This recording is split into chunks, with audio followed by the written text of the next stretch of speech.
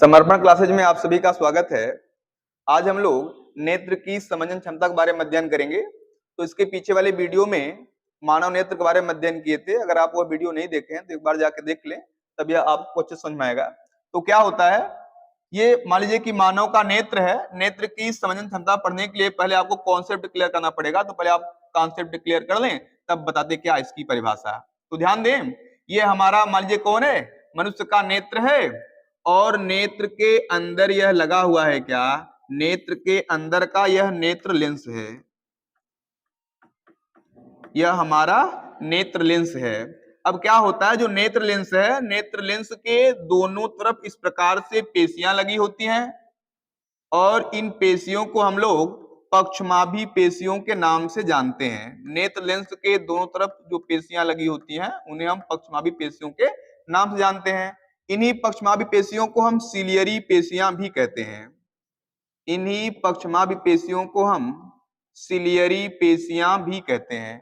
अब क्या होता है, अगर ये मान लें कोई अनंत पर स्थित वस्तु है, कोई अनंत पर स्थित वस्तु है, तो क्या होता है, अगर कोई वस्तु अनंत पर होती है या बहुत दूर स्थित होती है, तब उस दूर स्थित वस्तु को हमारा नेत्र वैसे ही स्पष्ट रूप से देख लेता है। लेकिन यदि मान लें कोई वस्तु बहुत नजदीक आ गई है, अगर नजदीक स्थित कोई वस्तु है तो नजदीक स्थित वस्तु को हमारा नेत्र स्पष्ट नहीं देख पाता।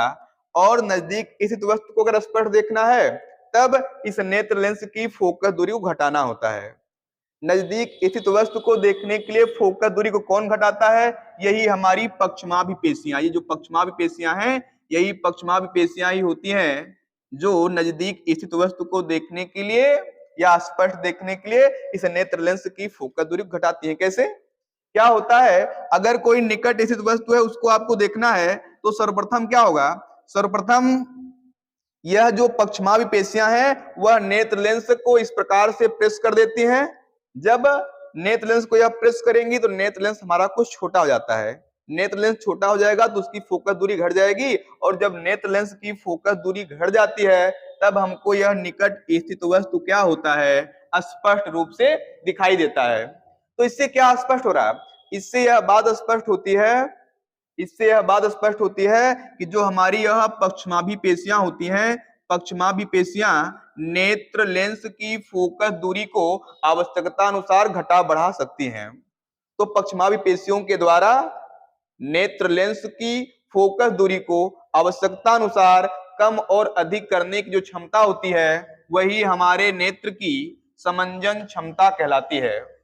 पक्षमाभी पेशियों द्वारा नेत्र लेंस की फोकस दूरी को आवश्यकता अनुसार कम और अधिक करने की क्षमता ही हमारे नेत्र की समंजन क्षमता कहलाती है।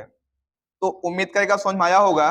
और अगर यहाँ पे एक बात यह भी याद रखनी है कि अगर कोई पूछे कि जब कोई वस्तु अनंत पर स्थित होती है तो अनंत पर स्थित वस्तु को देखने के लिए नेत्र कितनी समंजन क्षमता का प्रयोग करता है, तो आप बताएंगे कि अनंत पर स्थित वस्तु को देखने के लिए नेत्र को किसी भी प्रकार की समंजन क्षमता का प्रयोग नहीं करना पड़ता है। लेकिन जैसे जैसे कोई वस्तु नेत्र के नजदीक आती है, वैसे वैसे वैसे वैसे नेत्र अपनी क्षमता या नेत्र अपनी समंजन क्षमता को बढ़ाता जाता है।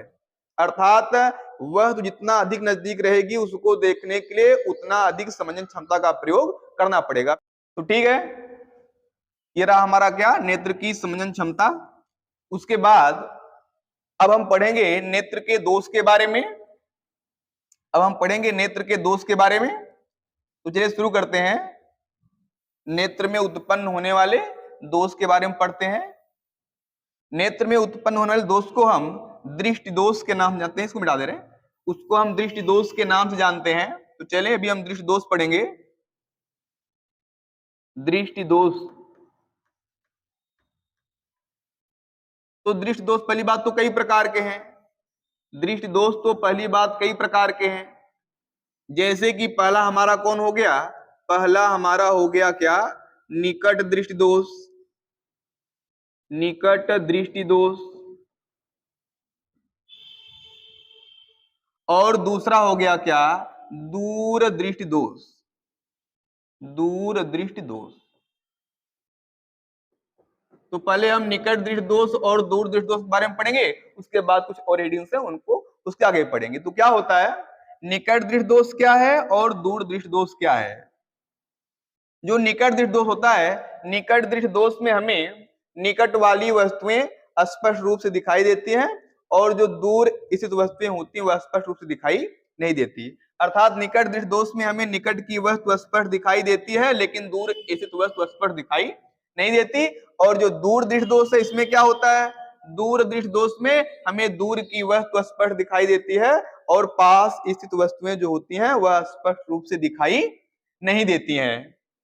अब क्या होता है, अगर मान लो कोई यह पूछे कि भाई निकट दृष्टि दोष में निकट की वस्तु स्पष्ट क्यों दिखाई देती है, तो ऐसा होता है कि यह मान लो क्या है, यह मान लो हमारा नेत्र है और यह नेत्र का कौन है, नेत्र लेंस है। अब क्या होता है, निकट दृष्टि दोष में किसी वस्तु से चलने वाली जो प्रकाश की किरणें होती हैं उनको काटना चाहिए कहाँ, रेटिना पर, लेकिन वह रेटिना पर न काटकर रेटिना से कुछ पहले ही काट देती हैं। जब पहले ही काट देंगी तब आपको आपके नेत्र में निकट दृष्टि दोष उत्पन्न हो जाएगा और आपको सिर्फ निकट स्थित वस्तु ही स्पष्ट दिखाई देगी और दूर स्थित वस्तु स्पष्ट दिखाई नहीं देती। कहने मतलब क्या हुआ कि निकट दृष्टि दोष में जो प्रकाश की किरणें होती हैं वह नेत्र लेंस में प्रवेश करने के बाद अपवर्तित होती हैं और अपवर्तन के पश्चात रेटिना पर न काटकर रेटिना से पहले ही काट देती। इस प्रकार से निकट दृष्टि दोष उत्पन्न होता है। दूर दृष्टि दोष में क्या होता है भाई, दूर की वस्तु स्पष्ट दिखाई देगी, पास वाली स्पष्ट दिखाई नहीं देगी। इसमें ऐसा क्यों होता है आप बताओगे। दूर दृष्टि दोष में क्या होता है, दूर दृष्टि दोष में जो प्रकाश की किरणें किसी वस्तु की चलती हैं वह नेत्र लेंस में प्रवेश करने के बाद इस प्रकार से जाती हैं और उनको काटना चाहिए था रेटिना पर, लेकिन रेटिना पर न काटकर वह रेटिना से बाहर यहाँ पर या रेटिना से दूर काटती हैं। जब दूर काटती हैं तो दूर दृष्टि दोष उत्पन्न होता है। इससे क्या स्पष्ट हो रहा है कि अगर प्रकाश किरणें रेटिना से पहले ही काट देंगी तो निकट दृष्टि दोष उत्पन्न होगा और अगर प्रकाश की किरणें जो चल रही हैं वह रेटिना पर न काटकर रेटिना से दूर काटेंगी या रेटिना के बाहर काटेंगी तब दूर दृष्टि दोष उत्पन्न होता है। अब यहाँ पर एक बात यह भी जाननी है, अगर कोई पूछे कि भाई जो निकट दृष्टि दोष है और दूर दृष्टि दोष है इनका निवारण कैसे करते हैं, अगर आपके नेत्र में निकट दृष्टि दोष या दूर दृष्टि दोष उत्पन्न हो गया है तो उसको आप उसका निवारण कैसे करेंगे। तो पहली बात तो आप जान लें कि निकट दृष्टि दोष के निवारण के लिए अवतल लेंस के चश्मे का प्रयोग करते हैं। निकट दृष्टि दोष के निवारण के लिए अवतल लेंस के चश्मे का प्रयोग करते हैं और दूर दृष्टि दोष के निवारण के लिए उत्तल लेंस के चश्मे का प्रयोग करते हैं। उत्तल लेंस के चश्मे का प्रयोग करते हैं। तो याद रखें, निकट दृष्टि दोष के निवारण के लिए अवतल लेंस के चश्मे का प्रयोग और दूर दृष्टि दोष के निवारण के लिए उत्तल लेंस के चश्मे का प्रयोग करते हैं। अब अगर कोई पूछे कि भाई ऐसा क्यों होता कि निकट दृष्टि दोष के निवारण के लिए अवतल लेंस का चश्मा और दूर दृष्टि दोष के निवारण के लिए उत्तल लेंस के चश्मे का प्रयोग करते हैं, तो आइए उसको यहाँ सीखते हैं। क्या होता है, ये मान लो मनुष्य का नेत्र है और ये नेत्र का क्या है, नेत्र लेंस है। तो क्या होता है भाई, निकट दृष्टि दोष में किसी वस्तु से चलने वाली जो प्रकाश की किरणें होती हैं वह रेटिना पर न काटकर रेटिना से पहले ही काट देती हैं। तो अगर हमें दोष को दूर करना है तो क्या करना होगा, निकट दृष्टि दोष को दूर करने के लिए जो प्रकाश की किरणें रेटिना से पहले ही काट रही हैं उसको ले जाकर रेटिना पर कटवाना होगा और रेटिना पर कटवाने के लिए हमें इस प्रकाश की किरण को कुछ फैलाना होगा, फैलेगी तभी जाके वह रेटिना पर कट करेगी। तो फैलाने वाला काम कौन करता है, हमें पता है फैलाने वाला काम तो हमारा कौन करता है भाई, फैलाने वाला काम तो अवतल लेंस करता है। इसलिए क्या होगा, जब अवतल लेंस के चश्मे का प्रयोग करेंगे तब किसी वस्तु से चलने वाली जो प्रकाश की किरणें होंगी वह से चलने वाली प्रकाश की किरणें जो होगी पहले वह जब लेंस में प्रवेश करेंगी तो लेंस या कहेंगे अवतल लेंस में प्रवेश करेंगी तो अवतल लेंस उस प्रकाश की किरण को थोड़ा सा फैला देगा। थोड़ा सा अभी अच्छा नहीं लग रहा है यहाँ पे, थोड़ा सा ऐसे मान लें, ये मान लें कि प्रकाश किरणें चली, इस वजह से चलने वाली प्रकाश की किरणें जब चलती यहां से, तब यह जो अवतल लेंस है इस प्रकाश की किरण को इस प्रकार से फैला देता है। इसी प्रकार से मान लो एक प्रकाश किरण यहां से चल रही है, इस प्रकाश की किरण को भी यह अवतल लेंस क्या करेगा, इस प्रकार से फैला देता है। जब किरणों को फैलाएगा, तब जब ये किरणें इस नेत्र के लेंस में प्रवेश करेंगी, तब नेत्र लेंस उनको मोड़कर या अपवर्तित करके ले जाएगा और रेटिना पर कटवा देगा। इस प्रकार से जैसे ही प्रकाश की किरणें रेटिना पर कट करेंगी, वह दोष हमारा क्या हो जाएगा, दूर हो जाएगा। तो इससे स्पष्ट होता है कि निकट दृष्टि दोष के निवारण के लिए अवतल लेंस के चश्मे का प्रयोग करते हैं। अब यहाँ पे अगर हम दूर दृष्टि दोष की बात करें, इसके निवारण के लिए उत्तल लेंस का चश्मा क्यों प्रयोग करते हैं, तो क्या होता है, ये मान लें मनुष्य का नेत्र है, ये नेत्र का नेत्र लेंस है, ये कौन है, हमारा रेटिना है। इसमें क्या हो रहा भाई, दूर दृष्टि दोष में प्रकाश की किरणें, दूर दृष्टि दोष में प्रकाश की किरणें रेटिना से दूर काट रही हैं, रेटिना से दूर काट रही हैं, तो उनको रेटिना पर कटवा देंगे तो दूर दृष्टि दोष जो है उसका निवारण हो जाएगा। अब रेटिना पर कटवाने के लिए क्या करना होगा, इन प्रकाश की किरणों को कुछ और अधिक केंद्रित करना होगा। तो केंद्रित करने का काम कौन करता है, केंद्रित करने का काम तो करता है उत्तल लेंस। इसलिए जो उत्तल लेंस का चश्मा होगा, ये उत्तल लेंस है हमारा, उत्तल लेंस का जब चश्मा पहनेंगे तो क्या होगा, अब वह से चलने वाली जो प्रकाश की किरणें होंगी, मान लो कि एक प्रकाश किरण यहां से चल रही है, एक यहां से चल रही है, अब वह से चलने वाली प्रकाश किरणें होंगी, जब इस चश्मे वाले उत्तल लेंस में प्रवेश करेंगी, तो जो चश्मा वाला उत्तल लेंस है वह इन प्रकाश की किरणों को थोड़ा सा इस प्रकार से केंद्रित कर देगा। अब प्रकाश किरणें कहां पहुंच गई, मनुष्य के नेत्र के लेंस में पहुंच गई। अब जो नेत्र का लेंस है, नेत्र का लेंस भी इनको थोड़ा सा केंद्रित करेगा और केंद्रित करके इस प्रकार से ले जाएगा और रेटिना पर कट करवा देगा। जैसे ही ये प्रकाश की किरणें रेटिना पर कट करेंगी, वह तो हमको स्पष्ट दिखाई देगी और जो हमारा दूर दृष्टि दोष है वह हो जाएगा क्या, दूर। इससे क्या स्पष्ट हो रहा है, बस हमको यहाँ पे फिलहाल दो बात याद रखनी है कि निकट दृष्टि दोष के निवारण के लिए अवतल लेंस के चश्मे का प्रयोग करते हैं और दूर दृष्टि दोष के निवारण के लिए उत्तल लेंस के चश्मे का प्रयोग करते हैं।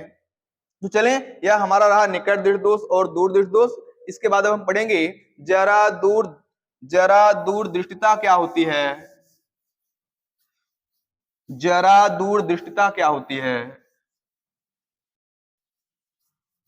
जरा दूर दृष्टिता क्या होती है, जरा दूर दृष्टिता पढ़ेंगे और जरा दूर दृष्टिता पढ़ेंगे और पढ़ेंगे क्या, अबिंदुकता क्या होता है, अबिंदुकता क्या होता है। यहाँ पे हम यह दो पढ़ेंगे, तीसरा और चौथा।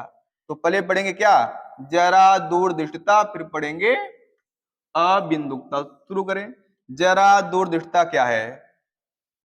तो जरा दूर दृष्टिता में क्या होता है, जरा दूर दृष्टिता में देखिए आयु बढ़ने के साथ साथ क्या होता है, आयु बढ़ने के साथ साथ जो नेत्र की समंजन क्षमता है, नेत्र की समंजन क्षमता घट जाती है। आयु बढ़ने के साथ साथ जब नेत्र की समंजन क्षमता घट जाती है, तो उस कंडीशन में क्या होता है, उस कंडीशन में व्यक्ति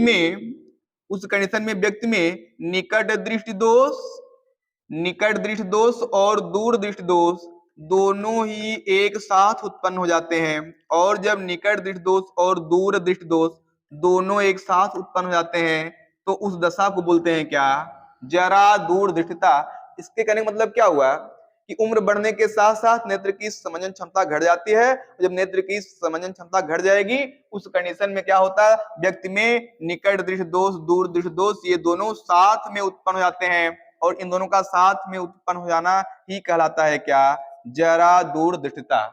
अब बात आती है कि भाई जब जरा दूर दृष्टिता हो जाएगा तो इसके निवारण के लिए हम क्या करेंगे, तो आप याद रखें जरा दूर दृष्टिता के निवारण के लिए हम प्रयोग करते हैं क्या, द्विफोकसी लेंस का प्रयोग करते हैं, द्विफोकसी लेंस का प्रयोग करते हैं।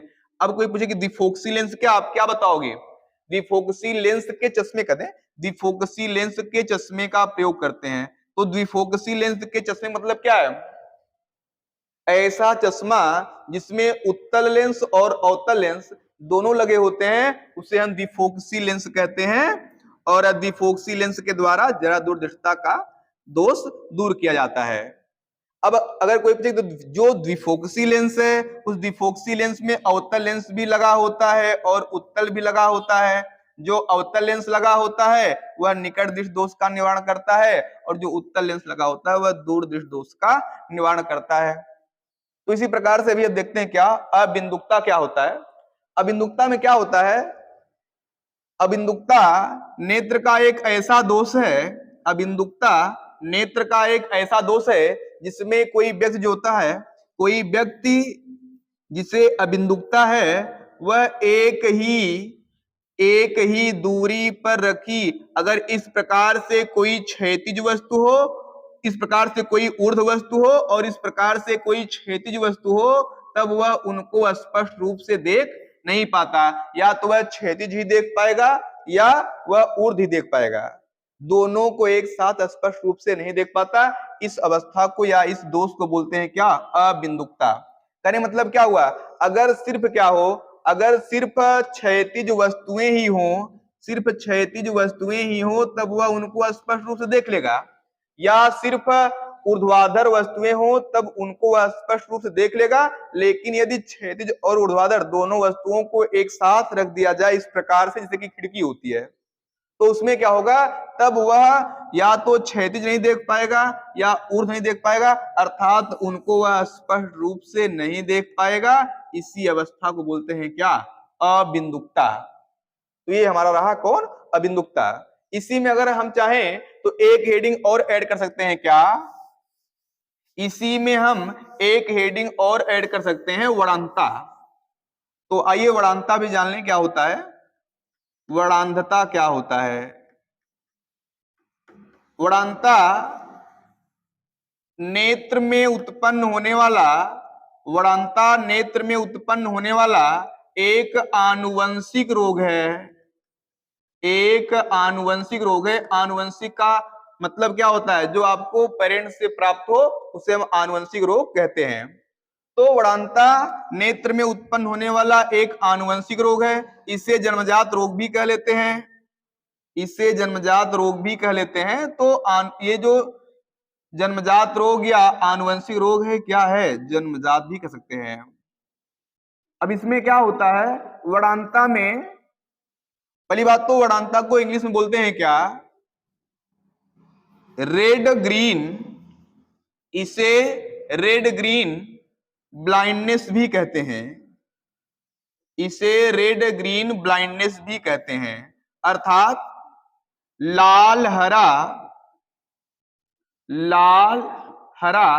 अंधापन भी कहते हैं। इसे कहने का मतलब क्या हुआ, वर्णांता में क्या होता है, वर्णांता में अगर किसी व्यक्ति को, अगर कोई व्यक्ति वर्णांता से पीड़ित है तो उस व्यक्ति को अगर लाल और हरा रंग एक साथ पहचानना हो तब वह एक साथ लाल और हरे रंग की पहचान नहीं कर सकता। अलग से वह अगर कहीं पर अलग से लाल रंग है उसकी पहचान कर लेगा, अलग से हरा रंग है उसकी पहचान कर लेगा, लेकिन अगर लाल और हरा दोनों एक साथ हो तब वह लाल और हरे दोनों की एक साथ पहचान नहीं कर सकता है। यह अवस्था वर्णांता कहलाती है। तो ठीक है, उम्मीद करते हैं कि आपको यह वीडियो पसंद आया होगा। वीडियो पसंद आया तो वीडियो को लाइक करें, चैनल को सब्सक्राइब करें और शेयर करें। धन्यवाद।